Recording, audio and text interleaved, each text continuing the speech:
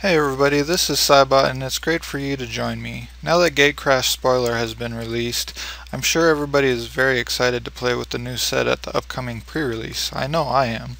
Now that we know all of the cards that will be in Gatecrash, I wanted to give my take on what I think are the top 5 most flavorful cards for each guild in Gatecrash. For each guild, I'm going to discuss the 5 cards, in no particular order, that I think have the best flavor representing that guild. Each card I select will either belong to that guild or represent a flavor that could reasonably be associated with that guild. The first guild we will be reviewing today is the Simic Combine, which is the guild I am most excited to see in Gatecrash.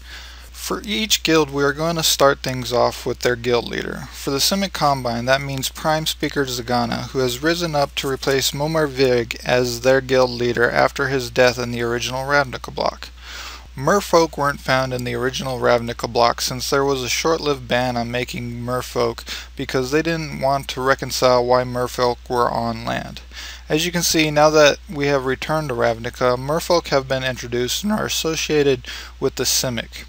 Prime Speaker Zagana is a 6-mana 1/1 merfolk wizard, which alone doesn't sound too exciting, but luckily Zagana has 2 abilities that make her quite powerful.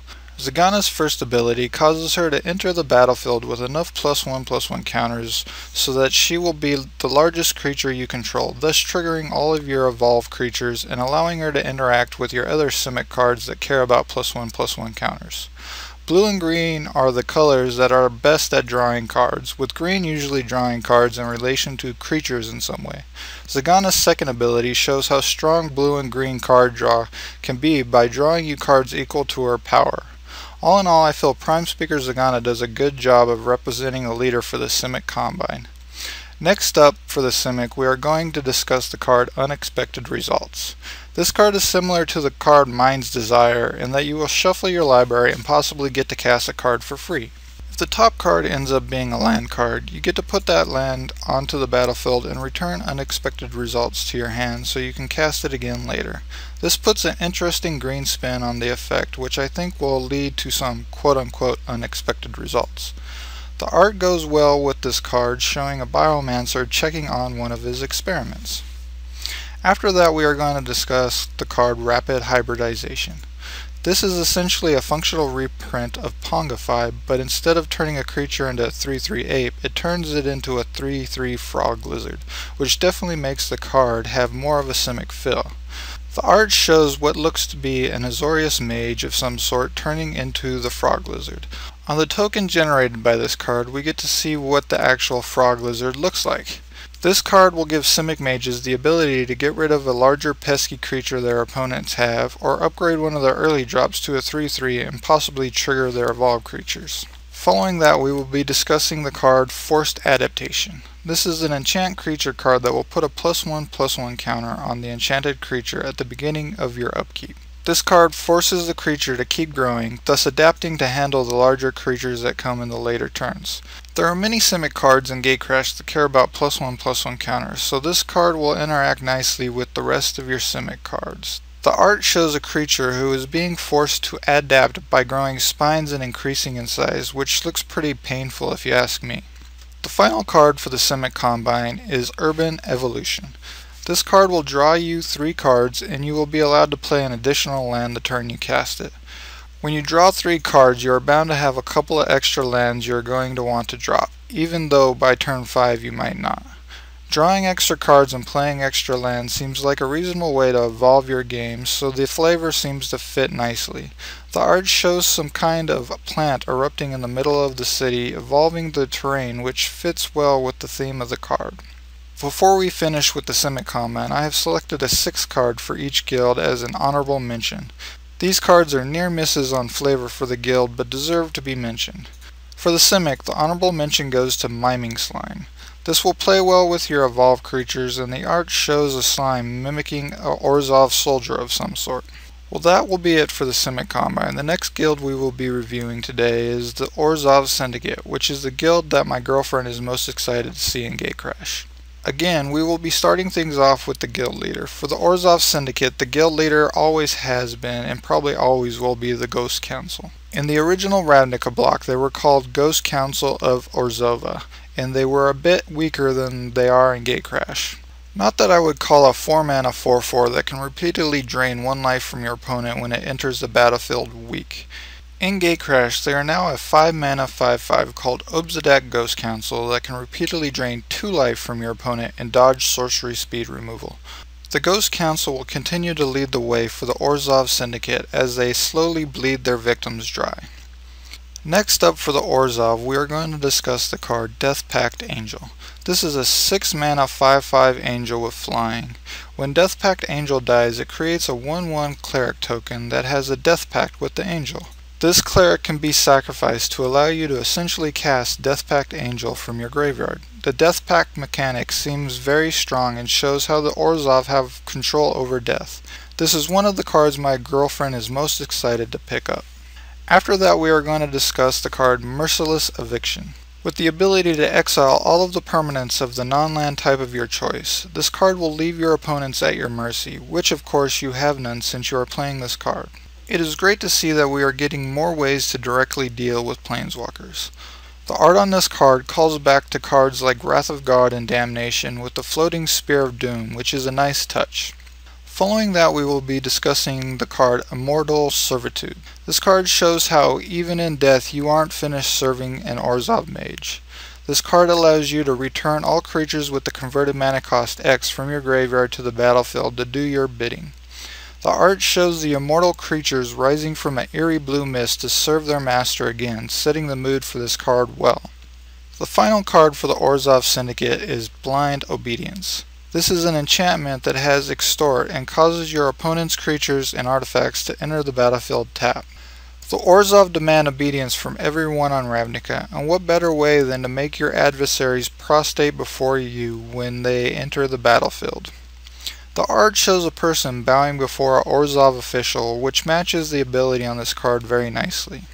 Honorable mention for the Orzhov goes to Dying Wish. With this card, your opponent will need to think twice about killing your most powerful creature because even in death, the Orzhov will be bleeding their adversaries. Well, that will be it for the Orzhov Syndicate. The next guild we will be reviewing today is the Gruul Clans, which is another favorite guild of mine. For the Gruul Clans, the guild doesn't have an official leader by any means, but the clan leader that has demanded the most respect since the original Ravnica block is Borborygmus. When we first met Borborygmus, he was a 6-mana 6/7 Cyclops with Trample and an ability that triggered when he dealt combat damage to a player that put +1/+1 counters on all of your creatures. In Gatecrash, he is now Borborygmus Enraged, and his stats are a little different now that he is enraged. He is now an 8-mana 7/6 Cyclops and still has Trample, but he has gained a couple of new abilities. The first is another ability that triggers when he deals combat damage to a player, except now you get to draw any lands from the top 3 cards of your library and mill the rest. Drawing more lands once you are at 8 mana and milling the rest doesn't seem too great, but if you have Borborygmus out, you should be on your way to victory. I'm not sure why this ability makes sense for Borborygmus, but his second ability lets you discard those extra lands to deal 3 damage to target creature or player, which definitely sounds like something the Gruul clan wants to do. Borborygmus is the biggest, meanest Gruul out there and is likely to hold on to the unofficial title of leader for some time to come. Next up for the Gruul, we are going to discuss the card Ground Assault. Here, Ground Assault is a play on words where the ground, i.e. your lands, assaults one of your opponent's creatures. The art shows a dragon of some sort buried in rubble after being assaulted by the ground. This is a great expression of the flavor for this card's ability. After that, we are going to discuss the card Pit Fight. For only 2 mana, you get a hybrid instant speed version of Prey Upon. What a deal! The Gruul enjoy fighting anyone, anywhere, so Pit Fight fits the flavor of the Gruul perfectly. In the art, you can see a Gruul warrior selecting an unfortunate Orzhov mage to fight next in the pit, which matches this card very well. Following that, we will be discussing the card Skullcrack. When you get cracked in the skull by a Gruul hammer, it is a good idea just to stay down.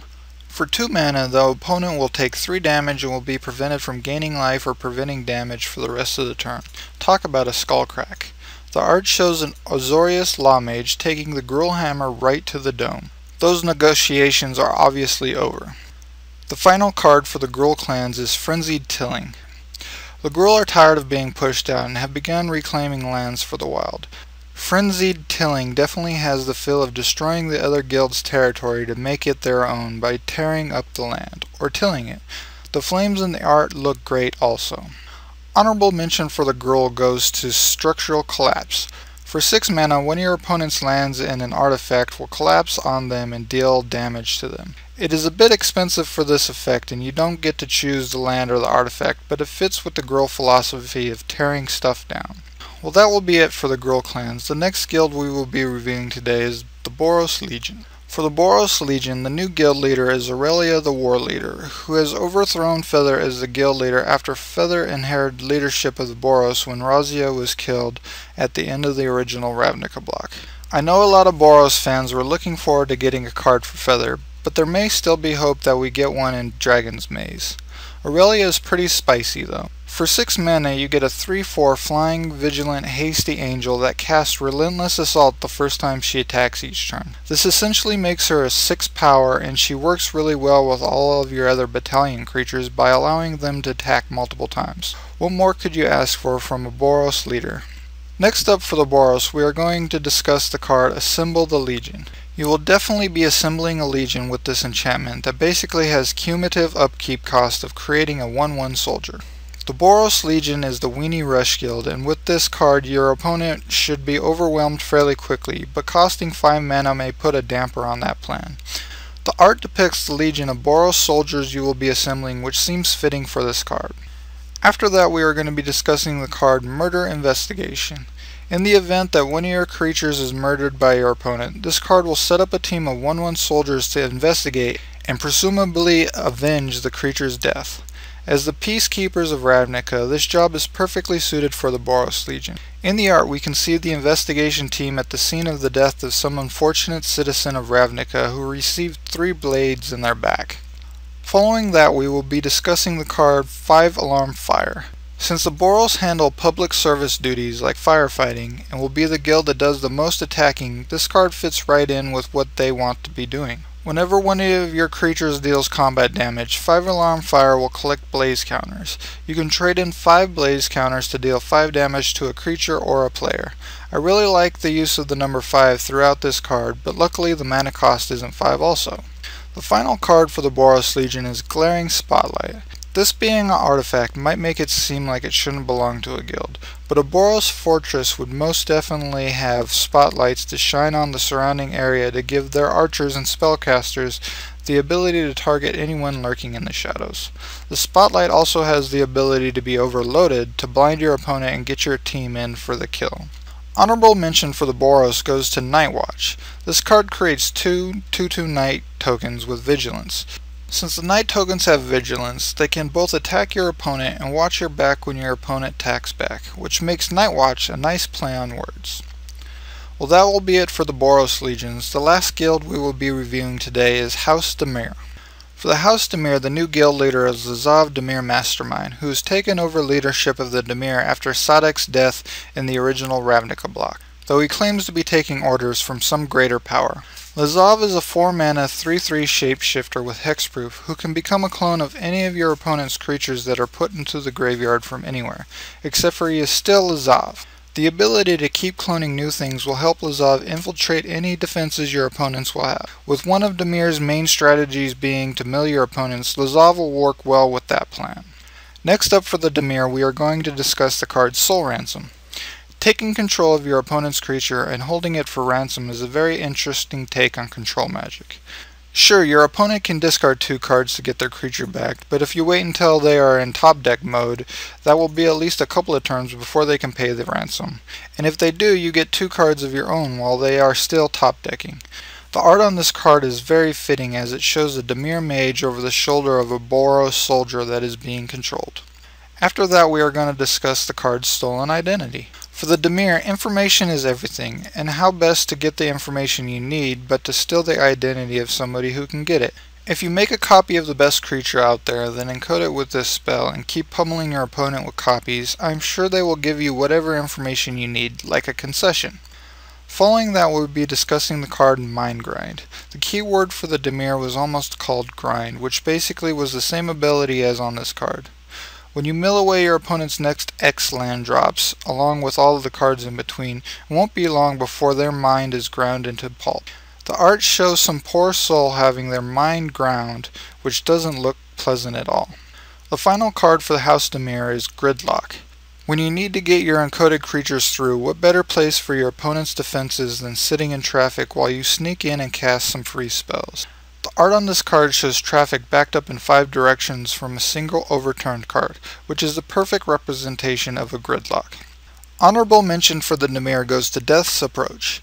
When all of their teammates are in the graveyard, the creature this is enchanting will definitely feel Death's Approach. That will wrap up my flavor review for the 5 guilds in Gatecrash. Thank you so much for joining me. I hope you enjoyed this look at the 5 guilds in Gatecrash. Please leave me any comments and I will see you for my next video. As always, please remember to visit themtgnoob.com and planeswalkerslibrary.com. See you soon.